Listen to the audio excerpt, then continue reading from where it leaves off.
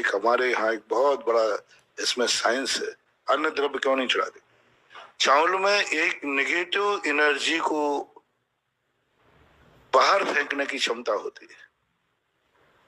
जब अभी चीन ने इस बात के लिए खोज किया कि यदि आध घंटे तक किसी व्यक्ति के सामने चावल रखा रहे तो 24 घंटे तक के लिए उसको इतनी नेगेटिव सहन करने की क्षमता आ जाती है कि सारी दुनिया उसको बद्दुआ देवे लेकिन उसका बाल बांका नहीं कर पाएगा।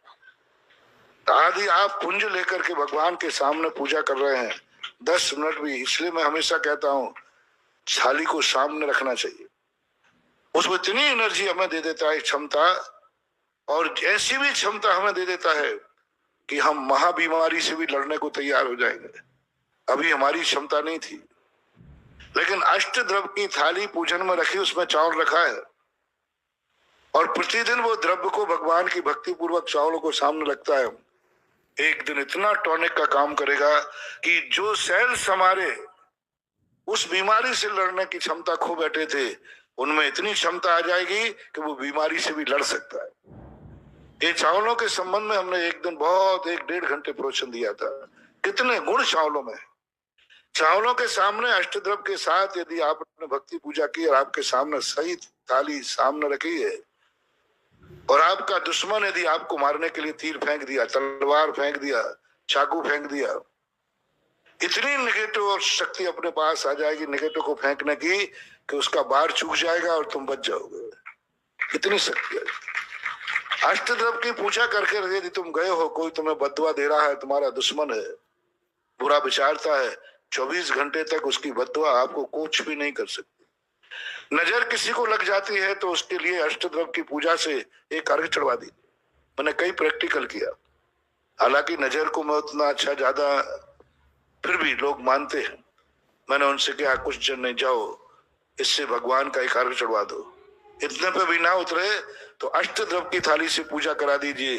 कैसा भी बद्दुआ नजर लगी होगी, बुरी दृष्टि होगी, अष्टद्रव्य की पूजा के बाद वो खत्म हो जाएगी। चावलों में इतनी शक्ति होती है। भोजन के बाद चावल क्यों खाया जाता है? लास्ट में खाने का अर्थ क्या है? और कई कारण होंगे। इसलिए कि हमने जो भोजन के अंदर लास्ट में चावल खाया है, ये हमें भोजन के बाद मुझे बाजार में जाना है, भोजन के बाद दुनिया में जाना है। कोई भी निगेटिव शक्तियां हमसे टकराएंगी तो अंत में खाया हुआ चावल हमारी जिंदगी को सुरक्षा करेगा।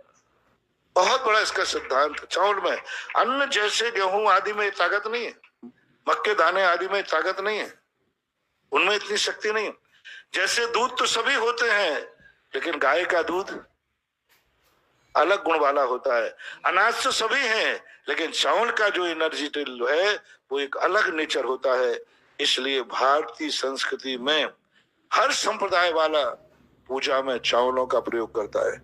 जब भी किसी देव को सीमा बंधन किया जाता है तब श्रीफल नहीं फेंके जाते, चावल फेंके जाते हैं। जब हर संप्रदाय के अंदर जब किसी सीमाओं का अपन बंधन करते हैं और बंधन करके कहते फलाना देवता फलानी सीमा को संभाले, वहां चावल फेंके जाते हैं। और जो अक्षत चावल है और पीले चावल है, इन दोनों का भी नेचर बहुत अलग अलग होता है।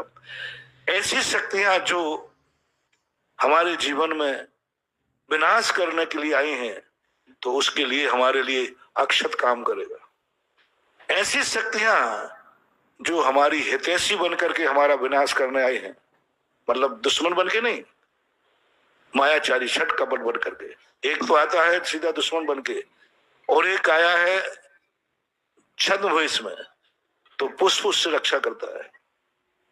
पुष्प के अंदर एक क्षमता होती है कि कोई बैरी यदि हमें कितना भी लुहावना लेकर के आवे, कितना भी परिणाम लेके आवे, यदि हमने अपनी मुट्ठी में अपने हाथ से पुष्पों को सामने रखा है तो वो फैल हो जाएगा। उसकी मायाचारी, उसका जो छल कपट है वो प्रकट हो जाएगा, तुम बच जाओगे, तुम्हें पकड़ में आ जाएगा। इसलिए अष्ट द्रव्यों का, पुष्प और चावलों का एक असाधारण गुण होता है जो आज बहुत बड़ा वैज्ञानिक लोग इस पर बहुत शोध कर रहे हैं। कहा था कि आप लोग मंदिर खाली हाथ मत आया करो, ये चावल भगवान के लिए नहीं चढ़ाए जा रहे हैं। इन चावलों को सामने रख करके अपने अंदर की शक्ति को पावर दिया जा रहा है। बच्चों को भी खाली हाथ मत भेजा करो मंदिर में।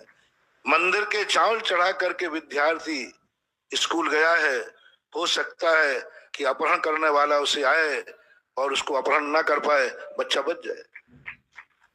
बच्चे को लिए महिलाओं को भी अपने हाथ में खाली हाथ मंदिर नहीं आना चाहिए चावल लेकर, क्योंकि सबसे ज्यादा समय तक आपके सामने चावल रखा रहेगा तो पूजा के समय, अर्घ के समय। तो इन सब के कोई रीजन है, ये मात क्रियाएं नहीं है, ये क्रियाकांड नहीं है। क्यों चढ़ाए जाते चावल? अन्न दर्शन की बात तो समझ में आती है कि उनके भगवान भोग लगाते हैं, तुम्हारे भगवान तो भोग भी नहीं लगाते, फिर चावल किस लिए चढ़ाना? भगवान को खाना नहीं है और भक्त को खाना नहीं है, फिर क्यों चढ़ाए जाते हैं? हम आजकल क्रियाओं के जो साइंस है वो खोज नहीं पा रहे, और लोग कहने लगे कि भगवान जब खाते नहीं तो चावल क्या चढ़ाना, खाली हाथ डोलते चले जाते हैं। क्या मतलब पड़ा इनको? हम तो भाव पूजा कर लेंगे।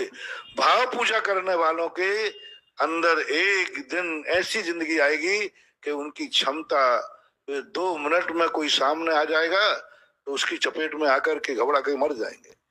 इसलिए हर ग्रस्त के जीवन में कोई ना कोई दुश्मन होता है। हर ग्रस्त के जीवन में नेगेटिव पॉइंट बहुत ज्यादा आते हैं, खतरे बहुत हैं आपके।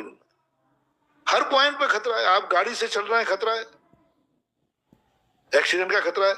आप व्यापार कर रहे हैं, खतरा है। आपके पड़ोसी से खतरा है। हमारे लिए कम खतरे हैं, आपको ज्यादा खतरे हैं।